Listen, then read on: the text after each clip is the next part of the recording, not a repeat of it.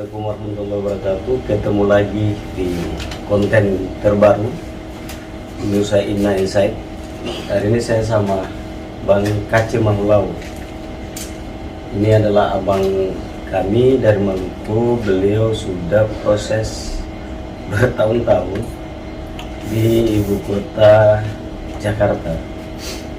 Sebagai junior, sebagai adik-adik, memang kita butuh masukan, kita butuh apapun yang positif dari abang-abang kita harus kita ambil agar jadi pegangan sekaligus motivasi dan jalan agar dia tidak sesat di jalan. Begitu langsung saja Bang Kace cerita agar teman-teman yang nonton video kita ini mereka juga mendapatkan sedikit ilmu atau pengetahuan tentang bagaimana sih berproses di Jakarta sebagai perantau sampai pada level di saat ini, artinya sudah lebih dari 20 tahun. Jadi karena hari ini teman-teman muda ini memang butuh asupan agar mereka bisa jalan itu tidak, bahasanya kalau ketomba jalan itu akan salah begitu. Ya, Silakan laki-laki. terima kasih ya. Assalamualaikum warahmatullahi wabarakatuh. Salam sejahtera buat kita semua ya. Mungkin perlu digarisbawahi bahwa adapun terkait dengan persoalan orientasi kehidupan ya, ini membutuhkan sebuah jawaban, dan jawaban itu tidak pada orang lain, tapi jawaban itu ada pada kita. Ya, iya, survive, bertahan bukan untuk mundur, tapi bertahan untuk harus kita maju. Nah, jawabannya itu apa? Di mana tingkat kesabaran? Oleh karena survive ataupun bertahan ini butuh kesabaran. Kesabaran ini tidak harus perlu ada semacam dipoles ataupun dididik dari siapapun dia, tapi persoalan didikan itu ada pada kita sendiri. Nah, adapun terkait dengan persoalan bertahan, ini membutuhkan sebuah momentum. Apa yang harus perlu dijawab? Nah, implementasinya sederhana. Jangan berpikir yang muluk-muluk dulu, tapi sejauh mana kau mampu untuk bisa harus menghadapi segala macam persoalan, tantangan. Karena hidup ini kan adalah sebuah proses, yang dimana proses itu adalah judulnya ada dari kita, training and jobs. Tinggal kita bisa melihat is my be alls-nya ada di mana, sesuatu yang khususnya itu ada di mana. Pasti sejatinya adalah kesabaran. Nah, olehnya itu ya, dari 1996 setelah tamat SMP, SMA, terus ke Jakarta, yang dimana tidak ada siapa-siapapun. Jadi kalaupun bicara tentang persoalan kehidupan dan segala macam, bukan persoalan tuntas. Kalau tuntas sih belum. Tapi sampai hari ini pun persoalan belajar ataupun perjalanan ataupun proses itu masih tetap ada. Selagi mata itu, selagi napas itu masih bergelora. Nah, ini perlu harus dicermati. Oleh sebab itu, adapun terkait dengan kehidupan apapun, jangan pernah kau bermimpi tentang apa yang besar, apa yang harus kau dapatkan. Bagaimana yang besar, sementara hal yang kecil aja kau tidak mampu untuk bisa melewati. Kiranya itu mungkin seperti itu. Nah, tapi hari ini teman-teman tidak bisa bertahan ketika dihadapkan dengan momentum. Apa sih dulu membuat abang dan teman-teman abang bisa bertahan? Bicara tentang bagaimana bisa bertahan, kiranya ini kan tadi seperti dasarnya yang saya bilang tadi, hidup ini kan survive, bertahan untuk sejauh mana kau mampu untuk bisa melewati problem-problem kecil, bukan problem besar. Dengan dasar dari kecil ini, itu bisa menghantarkan kamu untuk menghadapi sebuah problem yang besar. Salah satu problem kecil mungkin dibuat contohnya apa gitu Bang? Contoh seperti ini, seperti di era itu dengan hari ini kan beda. Ya. Artinya bedanya seperti sudah zaman dengan IT teknologi yang dimana masa itu hanya dengan manual. Buat tugas harus kita ke wartel apa untuk ketik-ketik dan segala macam. Kemudian kedua, setelah melihat orang yang punya apa-apa, fashionnya dia dengan stylenya dia yang rapi, sementara kita compang-camping berpakaian yang cuma hanya ibarat seminggu pakaian cuman itu. Nah, bagaimana untuk kita harus menempuh untuk harus seperti yang lebih passion kita yang lebih rapi kayak orang-orang itu? Itu problem kecilnya. Problem terbesarnya dengan hadapi persoalan suatu masa ataupun zaman yang dimana bahasa kasarnya boleh kita katakanlah diktator, era Orde Baru, hidup di bawah tekanan. Bagaimana kita bisa nggak untuk sekolah, bisa nggak untuk kuliah? Tapi bagaimana? Itulah sebuah dialektika yang dimana tidak bisa harus terukur ataupun terdeteksi. Namanya dialektika, sesuatu yang akan berubah, yang dimana tanpa engkau ketahui, karena akan berubah dengan tersendiri di lapangan. Nah, bicara tentang perubahan dan segala macam pragmatis, kiranya itu pilihan. Aktivis itu sebenarnya bukan suatu cita-cita, Proses. Nah, saya pun dari sana tidak terlalu berpikir atau punya misi bahwa saya harus jadi aktivis. Bukan. Visi dan misi saya cuma hanya satu, bagaimana untuk saya bisa menempuh suatu pendidikan ataupun kuliah untuk harus bisa terselesaikan.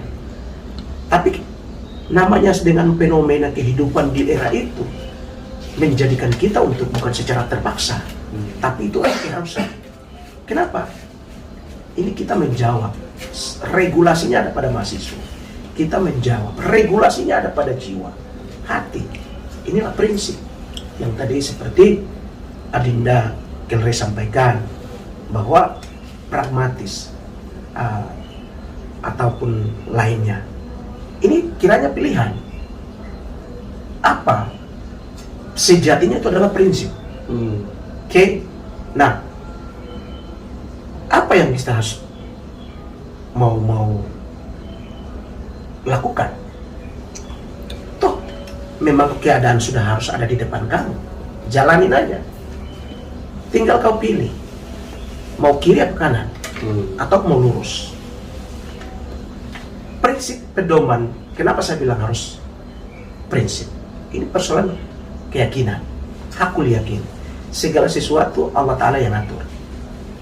Kau mau lakukan apapun dengan caramu, tapi kalaupun memang Allah Ta'ala langit ini, arsnya ini belum berkehendak, sampai mata kau itu keluar di mata kaki pun tidak bisa. Maka hidup ini ngalir aja, step by step. Nah, tinggal kita lihat, tunggu waktunya. Artinya bahwa seorang pejuang, kembali kepada aktivis dengan bahasa yang paling halus, pejuang itu tidak melong-melong. Bagaimana sejauh mana bisa mampu untuk bisa dia keluar daripada zona yang terdegradasi untuk menyelamatkan baik diri maupun negara. Oleh sebab itu, hadirnya sebuah negara karena ada manusia, ada rakyat. Sejatinya yang menciptakan sebuah regulasi perubahan adalah mahasiswa. Nah, oleh sebab itu, kalau bicara tentang kawan-kawan ataupun oknum-oknum yang hari ini katakan mereka adalah sebagai tidak mampu, tidak sabar, ya, akhirnya pragmatis dan segala macam. Kira ini persoalan prinsip. Ini masalah prinsip. Toh kalaupun memang itu ya pilihan, karena apapun hidup dalam kehidupan ini kan dua, hitam dan putih. Tinggal kau memilih. Tidak harus hitam putih, maka kau jadinya abu-abu. Katakanlah hitam-hitam, katakanlah putih-putih. Kamu mau jadi orang baik, mendingan totalitas. Kamu mau jadi penjahat, totalitas. Jangan penjahat setengah, baik setengah. Abu-abu ya. Itu abu-abu, tidak konsekuen. Mungkin Dan itu bisa merusak masa depan juga sebenarnya. Atau itu bisa juga. Artinya begini, mungkin sekarang dengan adanya CCTV lampu Jakarta ataupun Indonesia ini sudah ada CCTV, sudah ada jalan ini sudah terang benderang, apalagi terkecuali di era itu. Tetapi kembali kepada merusak kita, bukan berarti orang lain yang akan melihat, tapi semesta raya ini punya CCTV. Tembok ini punya mata, tembok ini punya kuping, pohon ini punya mata, pohon ini punya kuping, dan lain-lain. Tinggal sejauh mana kau mampu untuk bisa mengimplementasikan dirimu. Winner of-nya apa? Karena yang kamu lihat itu bukan sesuatu hal yang rekayasa. Yang kau lihat itu bukan sesuatu hal yang rekayasa. Tinggal kau melihat, memilih. Sunday watch filternya itu ada dalam pikiranmu ke hati. Oh, no. Oh, yes. Artinya bahwa ini yang terbaik. Oh, ini tidak baik. Nah, pasti sejatinya itu urusannya adalah prinsip. Bukan berarti bahwa dengan hal itu lantas buat kamu semakin down. Jadi, orang bilang bahwa tidak sabar. Itu secara tidak langsung, you sudah mendegradasikan dirimu.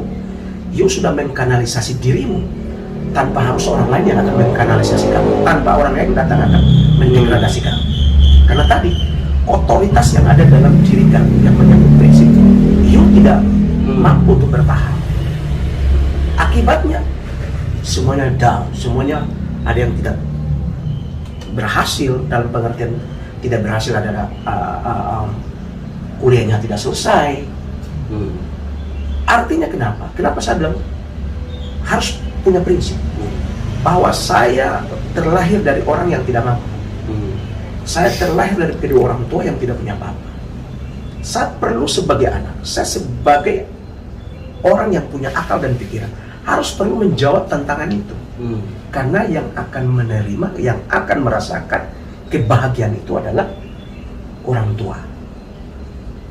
Toh, kalaupun kamu tidak kesampai itu, imbasnya ada pada orang tua kamu. Jadi secara tidak langsung, you sudah mendegradasikan dirimu. Kalau cuma hanya pribadi, nggak ada masalah, no problem. Tapi ini kan orang tua. Ya, betul. Oleh sebab itu, apa yang harus you mau lakukan? Ini masalah prinsip, brother. Ini masalah prinsip. Kehidupan ataupun manusia siapapun kalau hidup tidak ada punya prinsip, Lewat itu. lewat game. Bukan persoalan long set atau last one. Kalau last one ini berarti tinggal kita bicara long set lagi. Berarti satu-satu kan. Tapi ini sudah game point. Gak bisa. Akhirnya yang tadi yang saya bilang tadi, untuk prinsip untuk bertahan ataupun survive, kau tidak mampu untuk bisa bertahan. Karena Oke Bang, lebih lagi-lagi anak muda atau aktivis atau mahasiswa ini kan generasi bangsa ini. ya, Nah, tadi aku sudah jelaskan bagaimana prinsip, bagaimana nawaitu kita, ya, tujuan hidup kita. Lalu kalau hari ini aku melihat kondisi teman-teman muda hari ini dengan banyak yang mohon maaf tadi soal ada oknum maupun banyak teman-teman di kampus juga yang masih di kampus yang berpikir praktis. Nah ini kan efeknya kepada bangsa dan negara. ya, Nah, lalu untuk bisa merawat, untuk bisa membangun komunitas atau membangun kelompok muda yang betul-betul sebagaimana apa yang dijelaskan tadi, ini harusnya bagaimana biar ke depan kita tidak mendapatkan minimal pemimpin ya, atau generasi bangsa ini yang tidak pragmatis. ya. Nah, kira-kira bagaimana biar bangun itu? Oke. Artinya begini, untuk menjawab semua persoalan itu kan hidup ini kan punya tujuan. Hidup ini adalah tujuan. You kesini kan punya tujuan. Tujuannya apa? Sekolah, berpendidikan. Artinya untuk pendidikan. Berarti punya tujuan dong. Betul. Kalaupun sudah punya target, punya jadwal, punya agenda, you harus jalan sesuai dengan agenda itu. Jangan dipersimpangkan terus muncul agenda lain. Jadi step by step. Jadi tahapannya dari mana? Selesaikan yang awal dulu. Sejatinya kalaupun memang ini sudah terselesaikan, pasti untuk melangkah ke arah sono, aku yakin insya Allah. Artinya bahwa setiap manusia akan diberikan kesempatan oleh Allah Ta'ala. Masing-masing yang dia punya kesempatan. Bahwa you sudah berusaha. Yang you tunggu cuma hanya diberikan kesempatan. Kesempatan bukan diberikan oleh seorang pejabat ataupun pemimpin. Tapi kesempatan itu hanya datang daripada Allah Ta'ala melalui si A dan si B baru kepada kita. Tapi kalau memang kita tidak seperti itu, why not? Saya tidak bisa harus bicara. Artinya apa? Seperti yang generasi yang sekarang. Kenapa? Karena suatu perubahan, suatu masa, suatu zaman, ini tolak ukurnya ada pada regenerasi. Nah, adapun kalaupun ada generasi yang seperti itu, apa nasib negara? Apa nasib bangsa? Karena tolak ukurnya ada pada kita sebagai generasi. Jadi kalaupun memang kita sudah terobsesi, terorientasi atas pragmatis yang ada, kasihan. Cita-cita untuk menghantarkan sebuah bangsa yang besar, cita-cita untuk menjadikan bangsa yang maju, cita-cita untuk menjadikan bangsa yang bermartabat, cita-cita untuk menjadi bangsa yang lebih baik, pupus. Kenapa? Karena kita sudah dijadikan secara tidak langsung, kita sudah menjadikan diri kita sebagai generasi yang gagal. Karena secara otomatis bangsa pun gagal. Karena tadi one day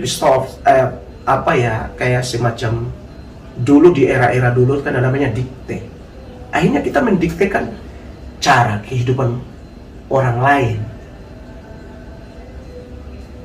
Pinjam aplikasinya orang, padahal sesungguhnya kita punya aplikasi. Apa aplikasi? You punya cara berpikir, mindset. Jangan kau berharap untuk orang lain yang akan datang untuk menciptakan suatu perubahan buat kamu. Tapi bagaimana kau menciptakan sebuah ewisons? Jadikan itu sebagai perubahan. Karena tadi filternya ada yang kau lihat. Mata, hati. Yang kau lihat itu nyata. Maka ngapain kau tunggu orang lain datang untuk harus buatkan perubahan? Sesungguhnya perubahan ada dalam diri kita sendiri. Jangan mikir bangsa dulu. Bagaimana bangsa ini bisa berubah kalau dirimu kok tidak berubah? Jadi perubahan itu ada pada diri. Implementasinya harus komprehensif. Apa komprehensif? Buktikan. Perubahan bukan berarti bahwa you punya jabatan, you harus sebagai seorang konglomerat. Yang tadi seperti kutipan yang saya bilang awal tadi, bahwa semua orang punya mimpi, semua orang punya cita-cita. Tapi cita-cita dan mimpi ini dasar sumbernya dari mana?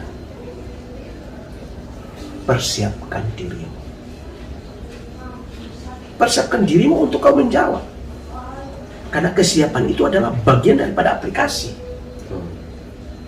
Jangan sehingga kau terhimpit dengan situasi, membuat kau tidak mampu untuk bisa menghantarkan dirimu untuk menjawab keinginan bangsa dan negara. Oke Bang, terakhir, pesan terakhir Ya. 3 kata buat teman-teman yang nonton. Untuk teman-teman, saudaraku, teman seperjuangan, baik itu kelompok aktivis, mahasiswa, dan lain-lain, hanya satu. Sebagai seorang pejuang harus punya prinsip. Sebagai seorang pejuang harus punya cita-cita. Sebagai seorang pejuang harus punya jawaban. Semua adalah jawaban. Dan semua ada pada diri kita. Ada pada diri kita. Oke. Diri adalah aplikasi itu. Diri Adalah aplikasi. Tinggal kau menjawab aplikasi itu seperti apa. Oke, Os, terima kasih. Thank Itu adalah cerita singkat, bisa jadi diambil jadi motivasi, jadi pelajaran. Salah datang dari kami dan yang benar datang dari Allah Subhanahu Wa Taala. Tugas kita semua adalah bagaimana menyiapkan diri untuk membangun bangsa dan negara ini ke depan. Tanpa diri kita, sebagaimana tadi Bang Kaci sudah sampaikan, kita tidak bisa menyiapkan perubahan di diri kita, maka diyakini bahwa bangsa ini ke depan bisa hancur. Tapi kalau diri kita, terutama kaum muda, kalau sudah menyiapkan diri dengan baik dan benar, dengan proses yang baik dan benar, maka ke depan bangsa ini akan berjalan sesuai dengan cita-cita leluhur atau pemikir pendiri bangsa. Sekian, sampai ketemu di konten-konten selanjutnya. Nah,